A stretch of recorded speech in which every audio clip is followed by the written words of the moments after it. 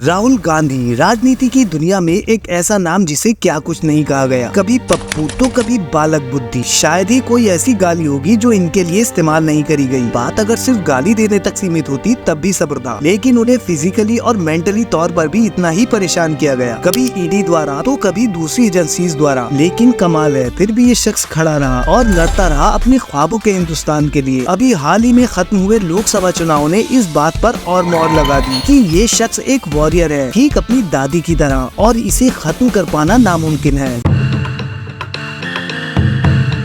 नफरत के बाजार में मोहब्बत की दुकान खोल रहा हूँ। वो दिन था मई 2019 का, जब कांग्रेस ने अपने इतिहास की दूसरी सबसे खराब शिकस्त झेली थी। कांग्रेस के बड़े नेता ही राहुल गांधी को कोस रहे थे। कुछ का कहना था कि ये पॉलिटिक्स के लिए बने ही नहीं है, तो कुछ यहाँ तक कह रहे थे कि अब वक्त आ गया है कि कांग्रेस पार्टी को गांधी परिवार से ही मुक्त करा दिया जाए। कांग्रेस की सरकार केवल 3 ही राज्यों राजस्थान, छत्तीसगढ़ और पंजाब में बची थी। दोस्तों, ये वही दौर था जब बड़े बड़े दिग्गज कांग्रेसी, जिन्होंने पार्टी में रहकर जाने क्या क्या फायदे उठाए, पार्टी को छोड़कर जा रहे थे, जैसे ज्योतिरादित्य सिंधिया, आरपीएन सिंह वगैरह वगैरह। कांग्रेस के अंदर ही एक ग्रुप G23 के नाम से बन चुका था और साफ तौर पर राहुल गांधी के खिलाफ बोल रहा था। जैसे कि ये सब काफी नहीं था, पार्टी के ही लोग बीजेपी के साथ मिलकर कांग्रेस की राज्य सरकारें गिरा रहे थे। मध्य प्रदेश में कांग्रेस सरकार गिराने के बाद राजस्थान में भी कुछ ऐसा ही करने का प्रयास किया गया। राहुल गांधी ने ऐसा दौर भी देखा जब टीवी मीडिया से लेकर हर कोई उनका मजाक बना रहा था। दूसरी पार्टियां करोड़ों रुपए खर्च कर रही थी सिर्फ इसीलिए कि राहुल गांधी को खत्म कर दिया जाए, सिर्फ उनका मजाक बनाकर। लेकिन कमाल है, इतने सब के बावजूद भी ये शख्स आज खड़ा है और लड़ रहा है अपने सपनों के हिंदुस्तान के लिए। हाल ही में देखा गया कि राहुल गांधी की लोकप्रियता काफी तेजी से बढ़ रही है और इसी साल जून में CSDS लोक नीति द्वारा कराए गए एक सर्वे में यूपी में 36% लोग चाहते हैं कि राहुल गांधी प्रधानमंत्री बने,